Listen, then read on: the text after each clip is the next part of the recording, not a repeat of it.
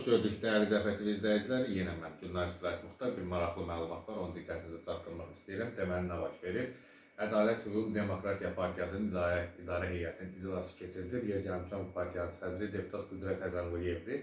İclasda konkret olaraq bildirilib ki, OPEC+ ölkələrin 3 may tarixində iyun ayından başlayaraq sutkada neft hasilatının 411 min barel artırılması barədə qərar qəbul etdiyi qərar neftin qiymətinin dərhal $55 30 sentə qədər ucuzlaşmasına səbəb olub. İqtisadiyyatımızın neft gəlirlərindən ciddi asılı olmasına, büdcədə neftin qiymətinin $70 nəzərdə tutulmasına diqqət çəkən Əhd Partiyası hökuməti 2016-cı ilin dekabrında Azərbaycan Respublikası Prezidentinin fərmanı ilə təsdiq olunmuş milli iqtisadiyyatın inkişaf perspektivlərinə dair strateji yol xəritəsi ilə qarşıya qoyulan vəzifələri gec də olsa tam olaraq yerinə yetirməyə çağırır. Əhd Partiyası hökuməti bir daha özəl sektorun dəstəklənməsi, investisiya cəlbi üçün mülkiyyət toxunulmazlığının təmin edilməsi istiqamətində əlavə tədbirlər görülməsini, dövlət müəssisələrinin özəlləşdirilməsi, üzən məzənnəyə keçirilməsi, əlverişli biznes mühitinin yaradılması, investisiya cəlbi üçün yerli icra orqanlarının geniş səlahiyyətlərin verilməsi, neft fondunun vəsaitlərinin bir hissəsinin yerli kommersiya banklarının yerləşdirilməsi ilə qeyri-neft sektorunun sürətli inkişafına nail olmaq üçün idarə etmədə islahatların aparılmasına bir çağırış edib. Neft fondu diqqəti vəsaitlərin idarə olunmasında pul qazanmağa yönəltməməlidir. Həmin vəsait iqtisadiyyatın inkişafına daha ciddi töhfə verməyə yönəldilməlidir.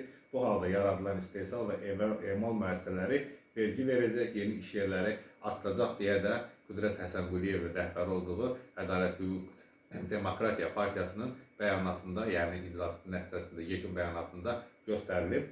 Partiya hesab edir ki, neftin qiyməti düşməklə davam edəcəksə, bu ehtimal da böyük qiymət, yüksək qiymətləndirib partiya yenidən devalvasiyaya getmək qaçılmaz olacaq.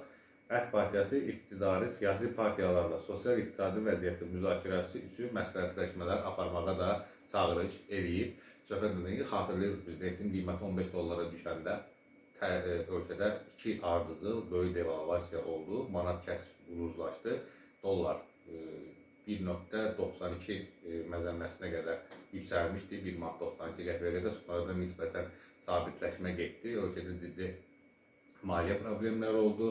Banklarda ciddi problemlər oldu. Əhalinin kreditlərində, dollarla götürülən kreditlərində demək olar ki, bir fiyasko yaşandı. Uzun bir neçə il bu problem davam elədi. Problemli kreditlər ən yüksək səviyyəyə qədər yüksəlmişdi. Amma nəticədə dövlət yenə də məsələnin həllinə kömək eləmiş oldu və bir sərəncam imzalandı Prezident İlham Əliyev tərəfindən və problemli kreditlərin həlli ilə bağlı, yəni vətəndaşların öhdəliklərinin devalvasiya nəticəsində artmasını, qarşısını almaq məqsədi ilə dövlət vəsait ayırdı banklara və həmin o artıq ödənişlər kompensasiya şəklində əhaliyə geri qaytarıldı. Yəni növbəti dəfə neftin ucuzlaşması prosesi gedir. Bu Amerika Birləşmiş Ştatlarının prezidenti Donald Trump'ın əsas siyasətlərindən biridir. Neftin ucuzlaşması, artıq biz bunun işarətlərini görürük. Yeri gəlmişkən qeyd olunduğu kimi $55-56 civarında da artıq dünya bazarında neftin qiyməti. Bizdə isə dövlət büdcəsində bu $70-dan götürülüb. Böyük ehtimal ki, may ayı ərzində, yəni bu ay ərzində Milli Məclisdə büdcəyə təkrar baxış keçiriləcək. Bu adətən hər il baş verir. Müəyyən vaxtlarda istisnalar olur ki, müəyyən illərdə təkrar baxış keçirilmir. Amma bu il məhz neftin qiymətinin bu qədər ucuzlaşması, aşağı düşməsi belə bir zərurət yaradır ki, Milli Məclis yenidən büdcəyə baxış keçirilsin və orada neftin qiymətində müəyyən redaksiyalar aparılsın. Hər halda bu uzun müddətdir. Yəni Trump seçiləndən sonraki dönəmdə davamlı olaraq tez-tez səslənən fikirlərdən biridir. Ümid edək ki, devalvasiya olmayacaq. Çünki devalvasiyanın ən ağır yükünü hər zaman vətəndaş çəkir. Biz neftdən asılı ölkəyik. Neft qiymətlərinin ucuzlaşması və ölkəyə valyuta axınının kəskin şəkildə azalmasına səbəb olur ki, bu da ciddi problemlər yaradır. Yer gəlmişkən kanala abunə olmağı unutmayın. Həm də siz də fikirlərinizi rəy bölməsində yazın, qeyd edin ki, cəmiyyətin bu barədə nə düşündüyü də hər kəsə bəlli olsun. Sağ olun, növbəti yayımlarda görüşmək ümidi ilə.